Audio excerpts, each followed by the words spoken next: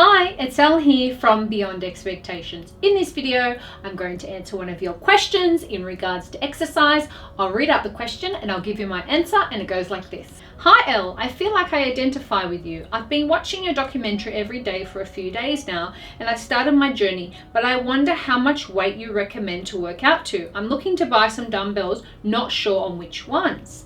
Thank you so much for watching Beyond Expectations, and thank you so much for your great question. This is a question I get often. How much weight should I lift? What should I do? Now, this is a very important question. I'm also going to let you in on a secret at the end of what not to do.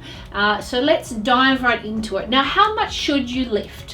Now, this is a tricky one because it would depend on how heavy you are, it would depend on what age you are, and it would depend on how healthy you are. Before you undergo any sort of exercise program, it's really important that you see your healthcare professional to make sure that you don't injure yourself or put yourself in harm's way. What I can give you is a general guideline of what I suggest that you should do, and from John's experience, what's going to be most beneficial. Now, what should you do in terms of lifting weights? There are two ways you can do it. There's one where you can tone the muscle through overload with the weight that you use, and the other way is through repetition, so how many reps you do. Now, there's a problem with both. First of all, with the overload with weight, you can injure yourself, and that is a really big problem. Particularly if you're a beginner, you don't know what you're doing, you could really injure yourself. The other one with overload with repetition, well, it becomes more about endurance and less about your muscles, so you will be doing repetitions until the cows come home, as the saying goes. So you want to find a happy medium between the two. Now, you've probably heard me say in previous videos that I generally do 55% of my maximum. What that means is if you can comfortably do 20 push-ups on your knees or your toes, 55% of that would be roughly 11. To make the math easier, it would be half. So 50%, that would be 10. So if you want to get really specific on weight and how much you should lift, generally speaking, you want to go from about roughly 5 pounds to about 15 pounds. Now, smaller muscle groups can't lift as much. So your biceps, your triceps, your shoulders can lift more, your chest can do more, and your back can do more. Now, the leg muscles is actually a larger muscle group and can lift quite a lot of weight. But if you're someone who's already carrying weight on you, your body weight should suffice. So if you are looking to do, say, squats, lunges or deadlifts, our suggestion to you would be is if you are somebody who is carrying a decent amount of weight on you, don't use any weights at all, just use your body weight to begin with, because you don't want to injure yourself, your hips, your knees, because once you injure yourself, you could be out for 4 to 8 weeks or even longer. I've had many people come to me and say, they haven't been able to train for 1 to 2 years, so you don't want to do that. And you want to do roughly about 3 sets of 15 repetitions. So you do 15 repetitions of lunges, for example. You take a little break, say about a minute, maybe 2 minutes if you need it, and then you do another 15 sets. And you just want to use body weight alone. Now, say if you're doing your biceps, lift between 5 and 15 pounds, depending on what you can comfortably do. If you want to make it really easy, say about 10 pounds, which is roughly 4.5 kilos for my Aussies and my English people out there. And you want to do 10 repetitions. So you do 10 repetitions, 3 sets. So you do the bicep curl 10 times, take a little break, maybe a minute, 2 minutes, and then do another set, and you do 3 of those. So 3 sets of 10, all up 30, but done in 10 rep increments. So that's how much to lift.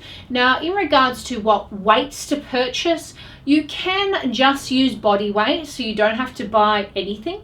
There are little cheap weights that you can buy that I often see are different colors, and they come in a little tree. I see them on all different types of websites like Amazon, eBay, whatnot. There's that option, or you can use the option that I use through the making of Beyond Expectations, which is a weight that looks quite big, but in actual fact it snaps to different sizes. So you do have different weight sizes. Even though the plates look quite big, I was only lifting 2.5 pounds in some of the exercises, and as I gotten better, went up to about 5 pounds, and then roughly about 10 pounds and 15 pounds depending on what the exercise was. So you can get the snap lock weights.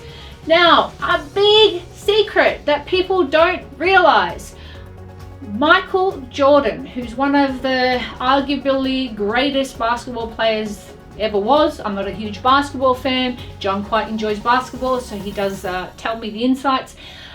Was most concerned with throughout his career with injury. He actually had a coach specifically for his injury. I know it sounds insane. Where a lot of people were focusing on performance, he was focusing on how not to get injured. And this is critical. That's what gave him longevity in his career. That's what gave him the extra edge, was not getting injured. Because, you know, some of these players, they are going at 110%, you know, they're going at full capacity. And if they collide with one another, wow, you could pop a knee, pop a shoulder, you could, you know, you fall on the ground, you hit the ring, whatever the case may be, you are going to severely damage yourself. You're going to injure yourself, and you could be out for a whole season. That's a big deal. A whole season could cost you your career. So his main focus was actually on injury, and this is something that I feel like can be lacking in the fitness community, particularly with some things like CrossFit or anything high intensity where it's a lot of impact on the body. What happens if you are older in age? I am 40. If you're above the 40 age group, you will injure yourself at some stage if you continue to do that high impact sport. It will be a knee, it will be an ankle, it will be a shoulder, it could be all of them. And then you will be out. There will be no more training for you. So this is why I always say that I maintain my shape and physique through what goes into my mouth, because as long as I can chew, I can maintain my shape and physique. So I go 90% diet, 7% weights, 3% cardio. Our suggestion to you would be is if you'd like to do some exercise, go for it, but just be injury concerned. Do not go like a racehorse out of the gates and hurt your knee, hurt your shoulder, hurt your ankle, or all of the above. Take your time, be slow, be more like the turtle, slow and steady wins the race, but be very mindful of your nutrition, because ultimately that will be where the battle is won or lost.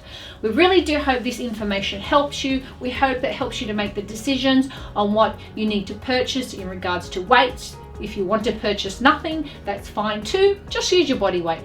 Thank you so much for stopping by. Thank you for your excellent questions, your words of encouragement, encouraging one another, and just dropping by and showing love. I mean, at this time, I think we all need a little bit more love.